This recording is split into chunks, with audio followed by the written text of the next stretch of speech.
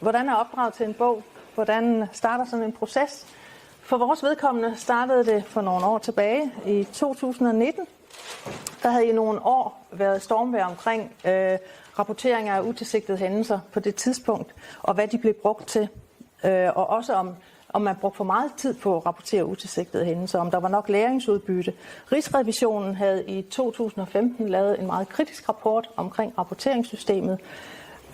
Og i 2019 kom det også frem, at under stor mediebevågenhed, at nogle ledelser, i hvert fald på et enkelt hospital i Danmark, afviste utilsigtede hændelser på fejlagtigt grundlag.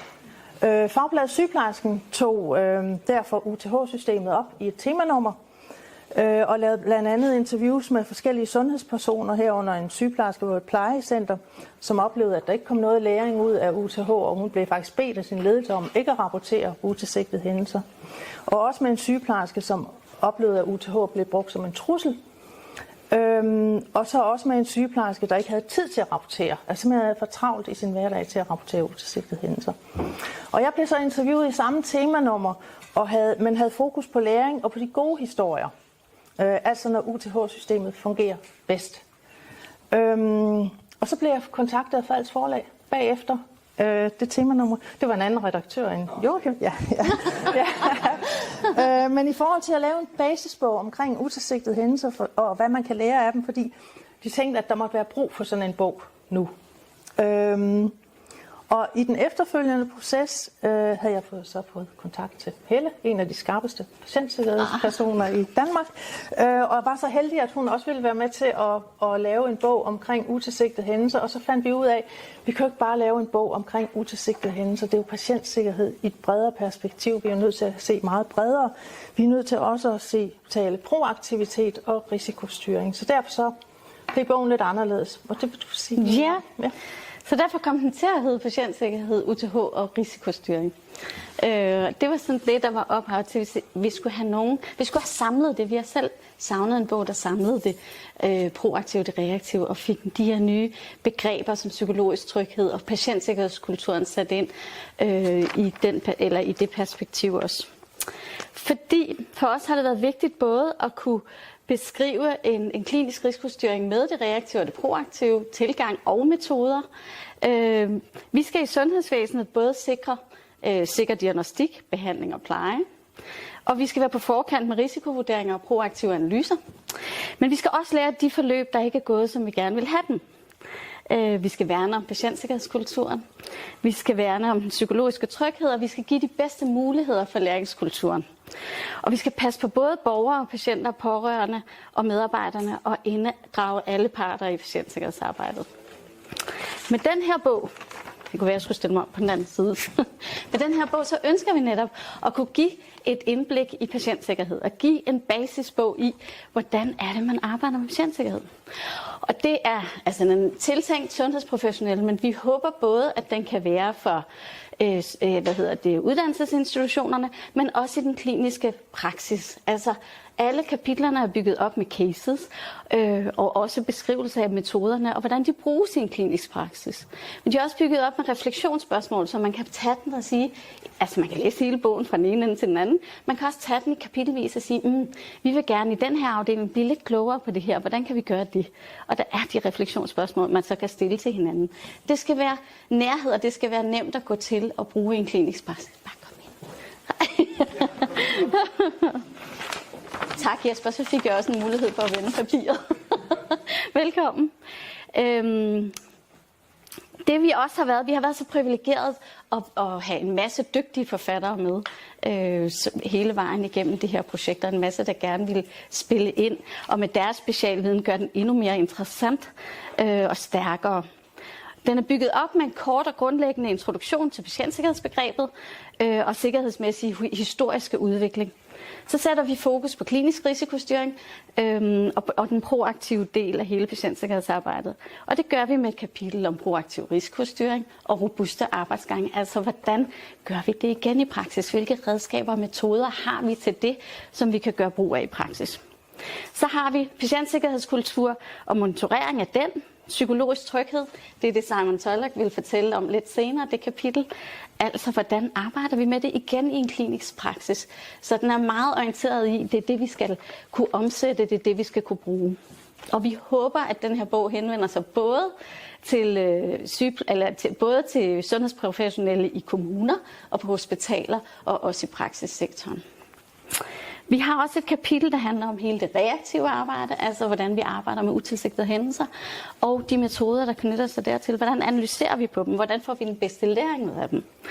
Så har vi et kapitel, der handler om, hvordan vi kan hjælpe kollegaer, som har været involveret i en alvorlig utilsigtet hændelse. Hvordan bakker vi op? Hvordan yder vi omsorg for dem?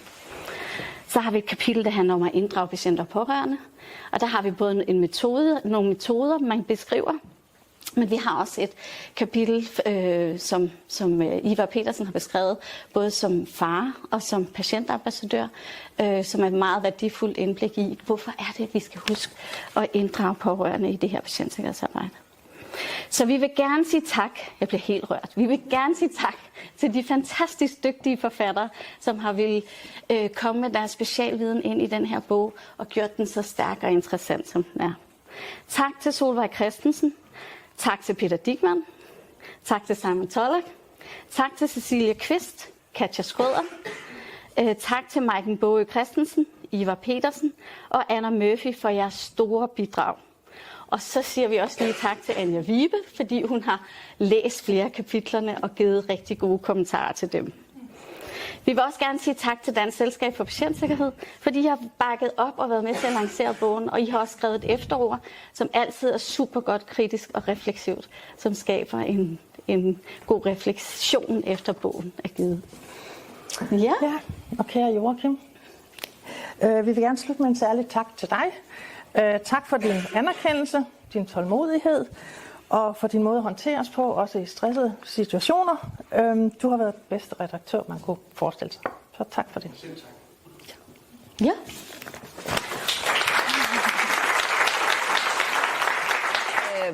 Tillykke til jer. Jeg kan sige, at jeg har skrevet tak og tillykke, og så tænker jeg, kunne man lave sådan et eller andet lidt smart med Helle og tak og tillykke, for det var jo H og T og T, så blev det sådan noget HT og HT, og det tænker jeg, det går nok ikke. Så hvis der er nogen her, der kunne finde på noget skarpt der, så er det meget velkommen. Men altså, hold da op. Jeg synes, det er en rigtig flot bog. Jeg har først set den endelige bog i dag, kan jeg lige så godt sige. Men hold da op, hvor er der meget godt. Bare sådan ved første indtryk. Og så tænker jeg lidt her i formiddag, og også da jeg kørte herhen, at når man skal sige noget til sådan en anledning her, så bliver det sådan lidt ligesom, når man sådan er til familiefest, at så er der nogle gange sådan en onkel, der stiller sig op og holder tale, og så siger mest om sig selv. Ikke? Og det kunne jeg også godt komme til at sige lidt mest om noget om selskabet. Fordi noget af det, som vi oplever rigtig tit, det er, at folk de ringer til os, og så siger de, nu skriver I også om 20 år i dansk, altså patientsikkerhed i Danmark, ikke? I lavede engang de her gode læringssæt, som vi fik, og ja, der er jo en del af jer, der har været med rigtig længe, ikke? I ved, de her plastikkasser, vi fik til konferencen, og hvor er alt det materiale blevet af? Og så sidder vi og siger, det var på vores gamle hjemmeside. Og jeg kan bare se afløseren for det er her. Så det vil jeg gerne sige tak for, fordi det betyder, at dem, der ringer på mandag, der kan vi sige, jamen jer, der gerne vil vide noget mere om, hvordan I laver analyser, tag fat i denne her bog. Fordi jeg synes rigtig meget, har vi manglet det i Danmark. Vi har noget, der er 20 år gammelt. Vi har en gammel lille bog om, hvordan man laver kerneårsagsanalyser, men der er sørme sket meget. Så jeg tænker, at det lander rigtig meget på et tørt sted.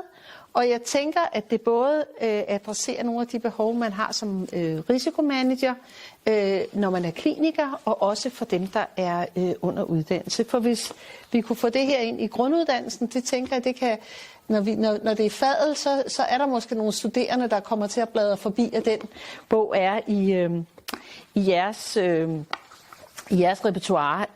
Så tænker jeg, at vi kan komme et godt stykke af vejen. Så vi havde patientsikkerhedskonference for det er vel snart 14 dage siden, og der havde vi for første gang det var jo for første gang i lang tid for det første, men også første gang, vi har haft så tidligt udsolgt, med at sige. Og jeg ser det som et udtryk for, at det er ligesom en svamp i øjeblikket, at der er altså en higen efter, at vi får drøftet nogle af de her ting. Så igen, den falder på et tørt sted, jeres bog, fordi de sundhedsprofessionelle, de savner altså viden og mulighed for at drøfte patientsikkerhed. En af de ting, som jeg lige sidder og lavet mig en lille tegning. Fordi jeg tænker, at noget af det, der er helt særligt her, det er jo, at vi i virkeligheden går fra det reaktive til det proaktive, hvor måske, at vi i praksis har været derhen, men vi har stadigvæk ikke de her værker, som egentlig har sagt noget om, at det er den retning, vi skal i. Og den måde, I også får favnet, altså hele patientsikkerhedskulturarbejdet, samarbejde med patienter, pårørende, og selvfølgelig også psykologisk tryghed. Men også fokus på, at der er altså andre analyser end analyser af utilsigtede hændelser, fordi det er der jo stadigvæk for mange, der er optaget af, tænker jeg. Altså hvis vi skal videre med patientsikkerhedsarbejdet, skal vi jo have noget mere fokus på risikostyring. Og jeg hørte i morges i radioen, at WHO var ude og skælde landene lidt ud og sige, at man havde ikke været klar nok til pandemien, og sundhedsvæsenet var ikke klar nok. Og det tænker jeg, hvis vi overfører det til patientsikkerhed, er jo også det her, at vi skal have mere fokus på risikostyring og blive bedre til at håndtere det. Og det tænker jeg bare, en bog kan hjælpe rigtig meget med, fordi når denne her nu kommer til at stå i reolerne rundt omkring, eller ligge på bordene rundt omkring, så bliver den jo et manifest på, hvad er det for nogle ting, der er vigtige i patientsikkerhed. Og på den måde har sådan en bog jo, kan den i hvert fald potentiale for at få enormt meget indflydelse. Så derfor har de valg, I har måttet træffe undervejs, tænker jeg jo også nogle valg, som vi andre ikke ved, hvad er. Men min vurdering er bare, at I har truffet de rigtige valg. Altså, der er jo ikke noget, der stikker fuldstændig ligesom af i noget, der er i en helt anden retning. Men der er jo også, en lille smule tommelskruerne på. Altså, nu skal vi tage det med at samarbejde med patienter og pårørende noget mere alvorligt. Altså, nu står der også i en bog. Nu skal vi tage det med, at det proaktive noget mere alvorligt. Vi skal fokusere mere på patientsikkerhedskultur og psykologisk tryghed. Så altså endnu en gang tillykke, og jeg tænker bare, at I to kommer til at, jeg ved godt, der er jo en stor gruppe forfattere, men I to tænker, jeg har haft rigtig meget indflydelse på, hvad det er, der er kommet ind i den bog, og på den måde har I jo også påtaget et stort ansvar. Så held og lykke med det, og vi har jo allerede lavet en aftale om, at I kommer og præsenterer for risikomanagerne, så vi på den måde kan hjælpe med, at den kommer ud. Så til FADL, tak, fordi vi kunne være med, og jeg kan sige, at på en eller anden måde har du også løst nogle af de problemer, som vi sidder med lige nu, med at skulle... Skal vi lave noget nyt materiale? Nej, det behøver vi ikke. Vi kan bare henvise til bogen her. Så tusind tak for det. Jo, men i en tid, hvor man har for meget at lave og for lidt tid, er det en kæmpe hjælp. Så hjerteligt tillykke og en kæmpe hånd til jer og alle forfatterne.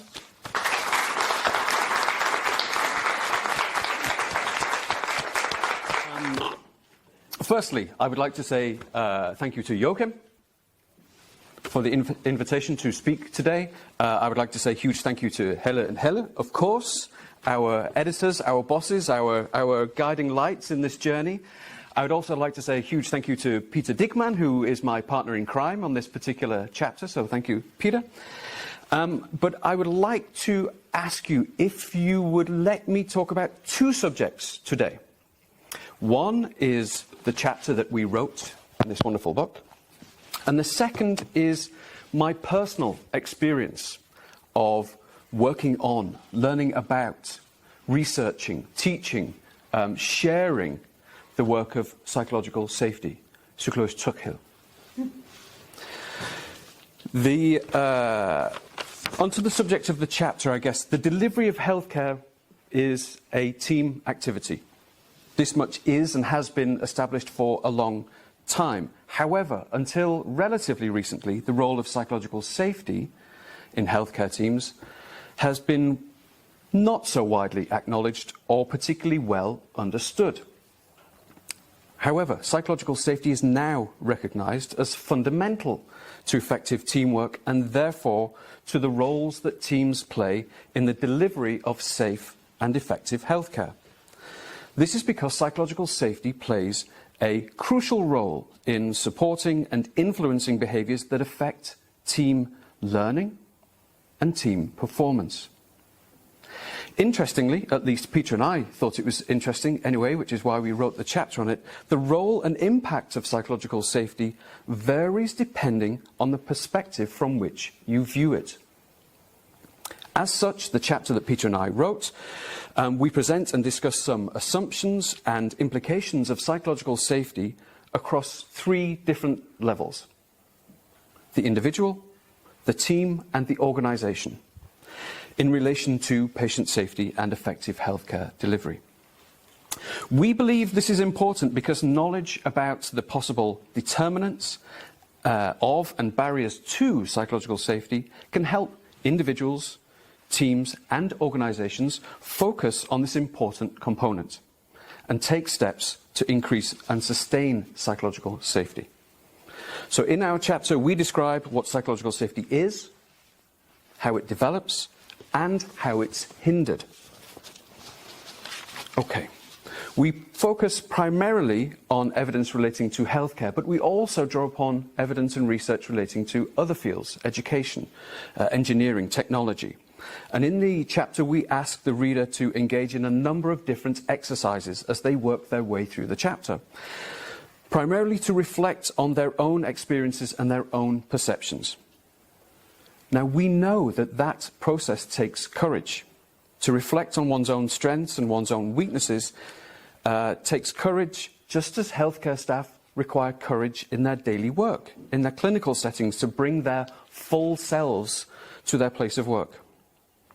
But by engaging in those exercises and increasing their understanding of the concept, we hope that the reader will be able to recognise the challenges and opportunities in their daily work and thus apply this insight and try some of their interventions in the chapter that we have described. So, I've been talking for a few minutes now and I haven't even explained what psychological safety is. So I will try and do that now. So psychological safety has been defined on an individual level as a sense of being able to show and involve oneself without fear of negative consequences for one's self-image, for one's status, or for one's career. And from a group perspective, as a shared belief that the team is a safe place to take interpersonal risks. Psychological safety therefore centres on a subjective assessment of what might happen as a result of actions involving others. These consequences can affect both ourselves and others. We refer throughout the chapter to the work of Professor Amy Edmondson, arguably the leading researcher in this field, whose work has helped shape our understanding and moved the subject beyond, if you like, the dusty recesses of academic journals and into the mainstream. One of her key contributions has been to develop a helpful model, a cause and effect model. And the model contains different contextual factors that influence psychological safety and different outcome behaviours that are exhibited to a greater or lesser extent depending on how psychologically safe an individual feels. So from this perspective, psychological safety thus plays a mediating role between the relationship of contextual factors, the causes and the consequences, the effects, the outcomes. So why is psychological safety relevant? It's a good question. So when an individual feels psychologically safe, they are more likely to exhibit behaviours such as speaking up, asking questions or asking for feedback without fear. As we all know, these behaviours are essential for safety-critical industries like healthcare. But there are associated benefits from having high psychological safety or psychologically safe environments in healthcare, and these are our own well-being and a reduction in work-related stress. Sadly, we know both from the literature and also from anecdotal accounts that healthcare professionals report reluctance to raise safety concerns. I have that as a quote. In essence, many staff don't feel psychologically safe on a daily basis. At this point, I'd like to clarify something. Psychological safety is not about hygge. It's not cushions and candles. It's not hot chocolate with flørskum. It's nothing to do with friends or friendliness. Teams with high psychological safety do not have less conflict, but rather because they feel psychologically safe, this enables the conflict to be managed and resolved productively. Psychological safety promotes productive discussions, which helps to prevent problems and ensures that goals are achieved together. And this is because individual staff members are less focused on protecting themselves from being perceived negatively or misunderstood. Let me make something else clear if I can. Maintaining psychological safety is resource intensive. It's a dynamic phenomenon that is constantly in flux due to individual, group and contextual changes. As such, it should not be considered as something that an individual or a group has or doesn't have. Rather, an issue that requires constant attention and active effort to maintain and improve. This is important, and I'll come back to this in a minute. So, psychological safety on several levels. In the chapter Peter and I wrote, we present and discuss psychological safety across those three levels, as I mentioned. We believe that the added value of using this approach, looking across those three levels, it allows for differences between the relevant interventions and barriers specific to those different levels. So, from an individual perspective, in our focus on individual differences in regard to psychological safety, we highlight the evidence looking at personality factors, such as neuroticism, extroversion, and openness. Because the evidence shows that different personality factors influence various interactive elements, not least in terms of communication styles, curiosity, and reactions to feedback. For example, people with a predilection for inhibition, avoidance of conflict, and passivity will all influence that individual's level of psychological safety. Therefore, actions and interventions should be put into place to help overcome those barriers.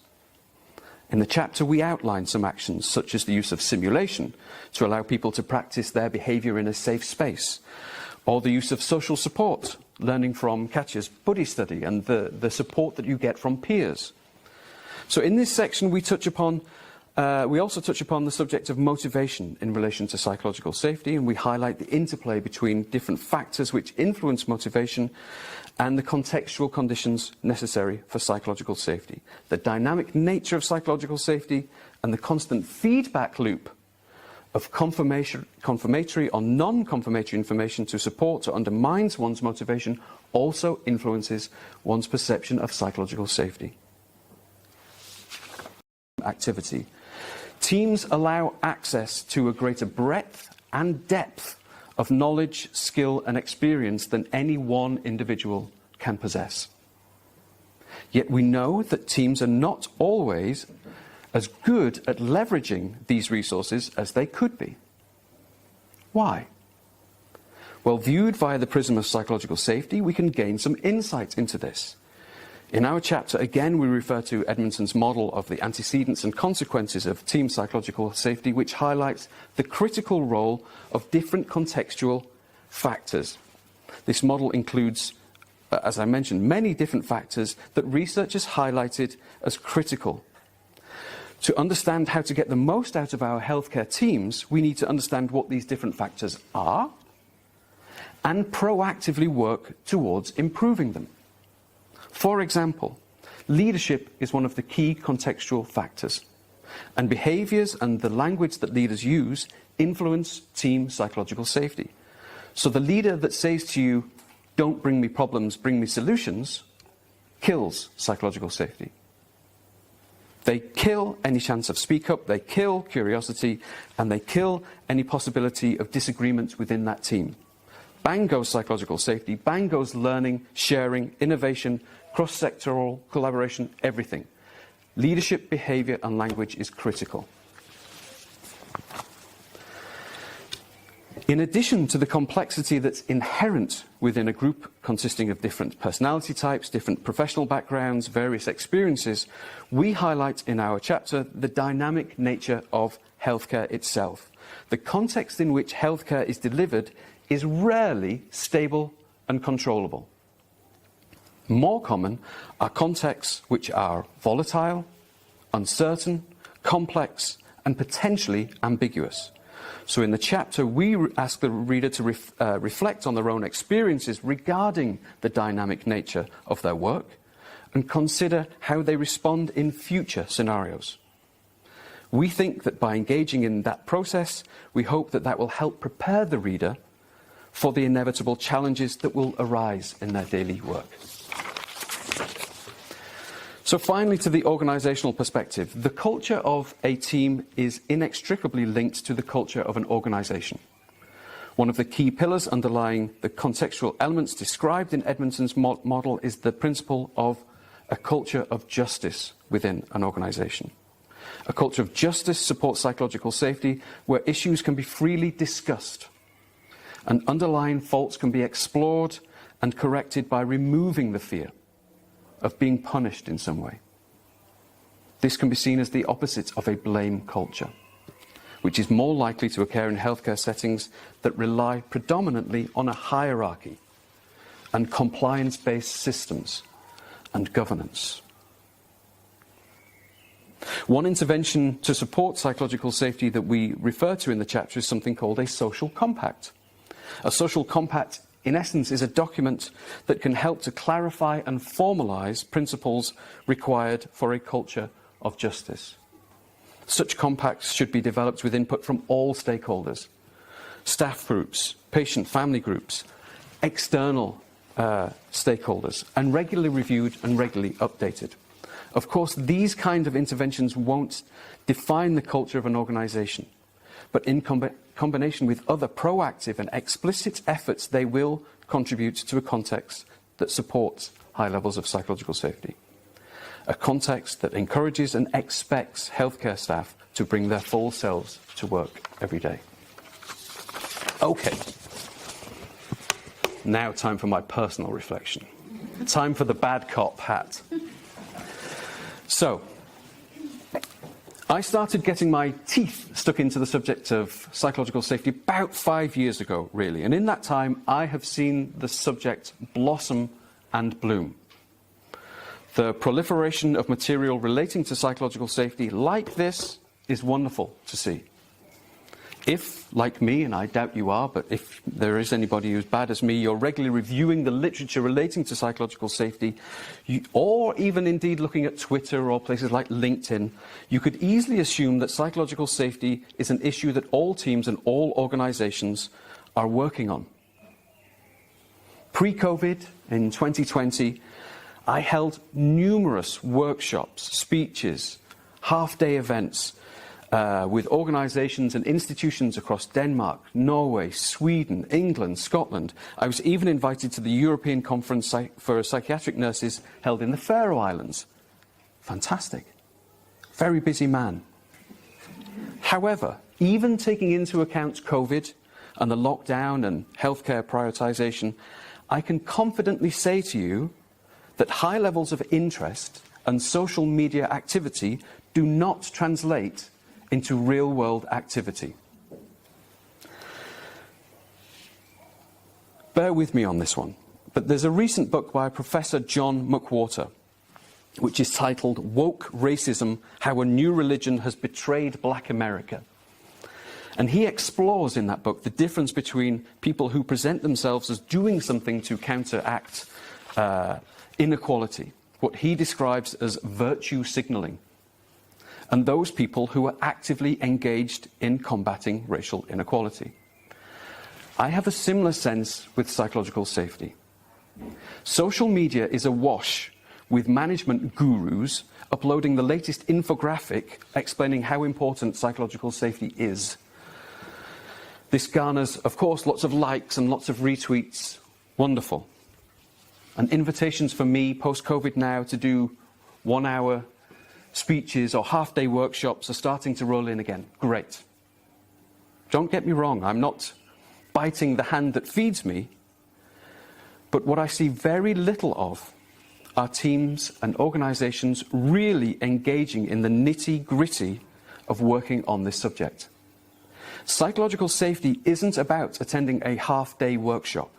It's not about adding 3 questions at the end of your annual staff survey. What Peter and I are trying to emphasise in our chapter is that psychological safety requires continuous attention and action. People, teams and organisations are constantly changing. And psychological safety needs to fit with that. It's effortful. It requires work. If the reader of our chapter takes anything away from what we have written, we hope that it's this, that psychological safety is influenced by many factors and can be viewed from many perspectives, but it requires constant and regular attention. It's not something that's either there or not there. It's not 1 or 0, on or off. It's constantly in flux. But when psychological safety is high, it can lead to wonderful outcomes. To the full engagement and resources that the staff have to offer, to commitment, to learning, to improvement and to safety. So at this point I take the opportunity to say thank you once again to Joachim, to Helle, to Peter and to all of you for your time and attention for the last 10-15 minutes. Congratulations to all of the authors who've contributed to this wonderful resource. I hope it becomes the standard text for the future for both current and future healthcare staff. And thank you, and I know you don't have a glass, but I do, I'm English. Cheers.